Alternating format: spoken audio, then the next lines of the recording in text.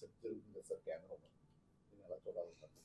మిర్చి రైతుల సమస్య ముఖ్యమంత్రి గారు చాలా ప్రత్యక్షంగా మరి ఆయన ఢిల్లీలోనే అది టేకప్ చేయడం జరిగింది.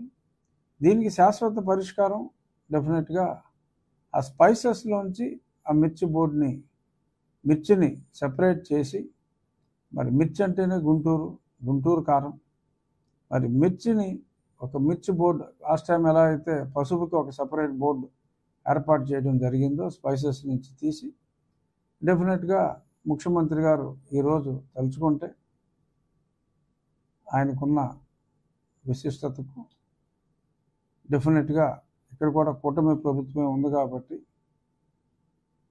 స్పైసెస్ బోర్డు నుంచి సెపరేట్ చేసి మిర్చికి ఒక సపరేట్ బోర్డు ఉంటే ఈ సమస్యకి శాశ్వత పరిష్కారం ఉంటుంది. మంచి మంచి మార్కెటింగ్ ఫెసిలిటీస్ వస్తాయి. ఎందుకంటే 60 స్పైసెస్ ఉన్నప్పుడు ఫోకస్ కష్టం అవుతుంది కాబట్టి డెఫినెట్గా నా ఉద్దేశం, కొంతమంది ఎమ్మెల్యేలు కూడా మాట్లాడారు నాతో ఈ అసెంబ్లీ సమావేశాల్లో దీని గురించి మాట్లాడే అవకాశం కూడా మాకు కావాలని. తప్పకుండా వారికి అవకాశం ఉంటుంది. డెఫినెట్గా శాసనసభలో కూడా ఈ మిర్చి సపరేట్గా మిర్చి బోర్డుకి మేము డిమాండ్ చేస్తామని చెప్పి కూడా కొందరు ఎమ్మెల్యేలు ఆ గుంటూరు ఆ ప్రాంత ఎమ్మెల్యేలు కూడా మాట్లాడటం జరిగింది.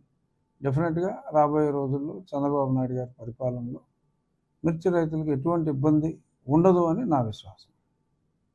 మాజీ సీఎం జగన్ సెక్యూరిటీ కోసం ఈరోజు లేఖ రాసేసారు గవర్నర్ గారు.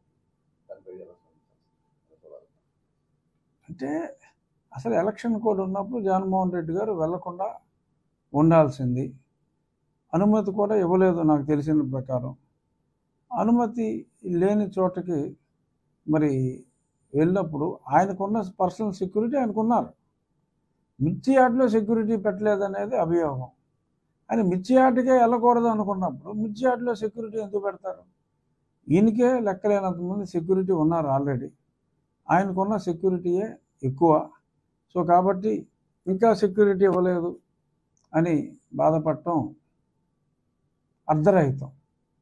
ఎందుకంటే వాళ్ళ తెలుగు భాష మాతృభాష దినోత్సవం కాబట్టి ఎక్కడ పరభాష పదాలు రాకుండా చూసుకుంటున్నాను.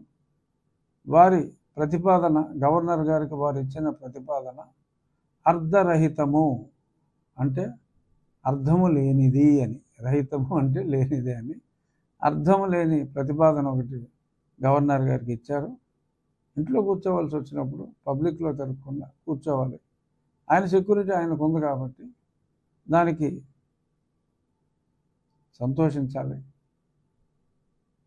అలవి కాని చోట అధికుల మనరాదు అని ఒక తెలుగు సామెతని మరి ఆ డిమాండ్ చేసిన ఆ వ్యక్తులు గుర్తుంచుకోవాలి. ఒక శాసనసభ్యుడిగా జగన్మోహన్ రెడ్డి గారిని నేను గౌరవిస్తాను. కానీ మరి ఆయన ఎలక్షన్ కోడ్ ఉన్నప్పుడు అక్కడికి వెళ్ళటానికి వీలు లేదు, పర్మిషన్ ఇవ్వనప్పుడు ఆయన చట్టాన్ని గౌరవిస్తారని పోలీసులు భావిస్తారు తప్ప ఆయన ఇలా చట్టాలను అతిక్రమించి ఎక్కడ పడితే అక్కడికి వెళ్ళిపోతారని, అక్కడికి మళ్ళీ ఈ పోలీసులందరినీ కాపలాకి ఆయన కోసం కాపలాకి పెడతారని, అయినా ఆయనకు అంత భయం ఉన్నప్పుడు ప్రజల్లో మమేకం అవటానికి ఆయన వెళ్ళినప్పుడు మళ్ళీ ప్రత్యేకంగా పోలీసు రక్షణ కావాలంటాం, ఆయనకు అంత సొంత రక్షణ ఉన్నప్పుడు కూడా మరి అలా మాట్లాడటం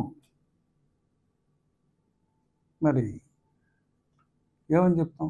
కొన్ని పదాలు మనం వాడకూడదు. మాజీ ముఖ్యమంత్రి, ఎమ్మెల్యే.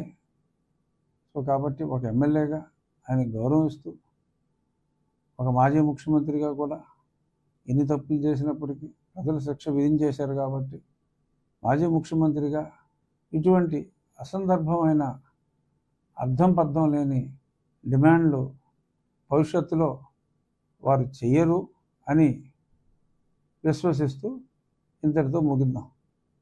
Thank you.